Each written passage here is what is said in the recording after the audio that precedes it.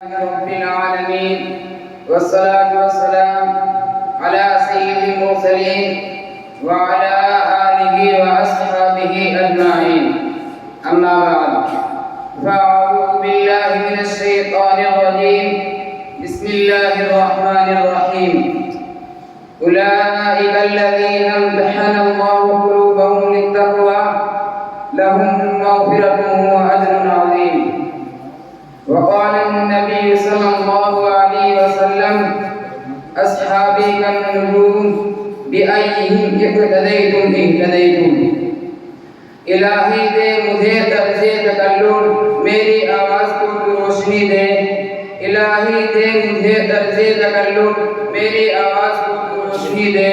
مجھے افکار صالح کراتا تو میری تحریر کو تو روشنی دے. لائق صدر احترام معزز سامعین، آج کے اس باوقار مسابقے میں ان اصحاب خیر کا تذکرہ ہوگا جن کے بارے میں اللہ جل جلالہ نے ارشاد فرمایا: یہ وہ لوگ ہیں جن کے دلوں کو اللہ پاک نے تقوی کے لیے خالص کر دیا. ان کے لیے مغفرت کا اعلان اور اجر عظیم ہے. نیز سرور کائنات صلی اللہ علیہ وسلم نے پیاری زبان سے فرمایا: میرے صحابہ ستاروں کے مانند ہیں، جس کی بھی ابتدا کرو گے راستہ پا جاؤ گے.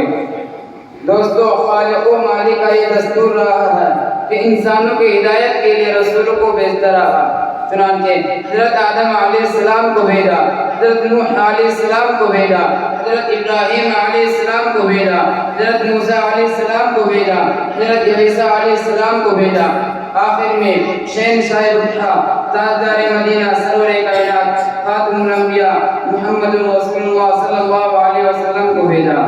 اب نبیوں کا سلسلہ ختم، رسولوں کا سلسلہ ختم، قیامت تک کوئی نبی آنے والا نہیں ہے. یہ دین آخری دین ہے، یہ شریعت آخری شریعت ہے، یہ مذہب آخری مذہب ہے. یہی وجہ ہے کہ اللہ پاک نے آپ صلی اللہ علیہ وسلم کو صحابہ کی وہ پاکیزہ اور مقدس جماعت عطا فرمائی کہ جس نے مذہب اسلام کو زندہ کرنے اور پھیلانے میں تن من دھن کی بازی لگا دی.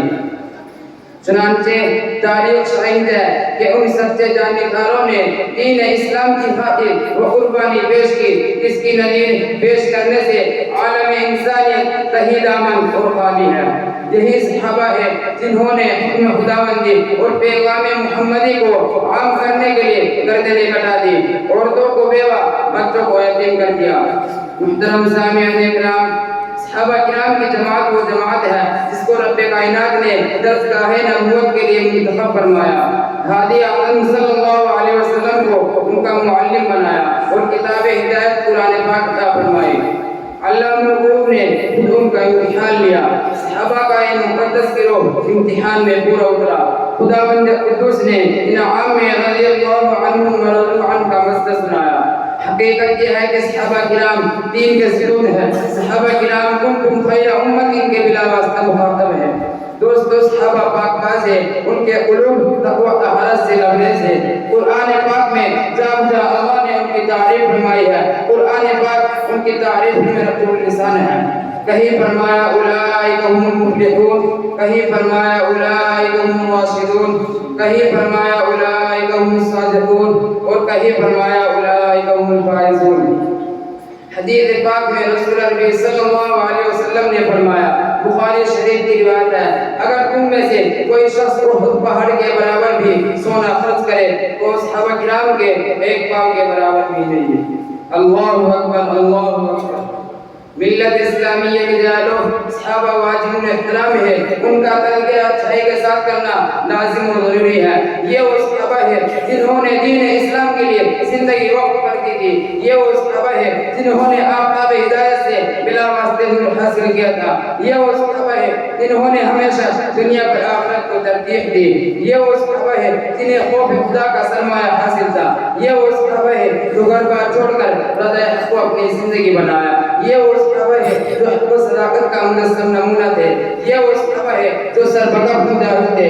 یہ وہ صحابہ ہے جنہوں نے نئے نویلی درہم کو چھوڑ کر صدای جہاد پر لبے کہا، یہ وہ صحابہ ہے جن کی نعش کو فرشتوں نے غسل دیا، یہ وہ صحابہ ہے جو موت سے نہیں بلکہ موت ان سے ڈرتے تھے، یہ وہ صحابہ ہے جن کو سمندروں نے راستہ دیا، یہ وہ صحابہ ہے جن کو شیر نے سواری دی۔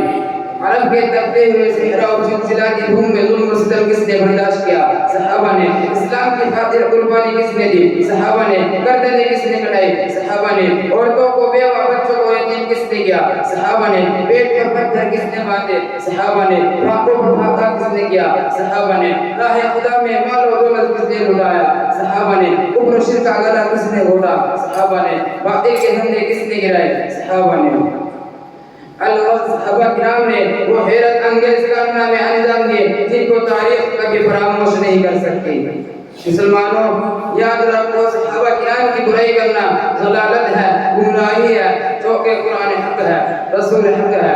آپ صلی اللہ علیہ وسلم جو تعلیمات اور احکام لے کر آئے وہ حق ہے، یہ تمام چیزیں ہم تک پہنچانے والے صحابہ کرام ہیں۔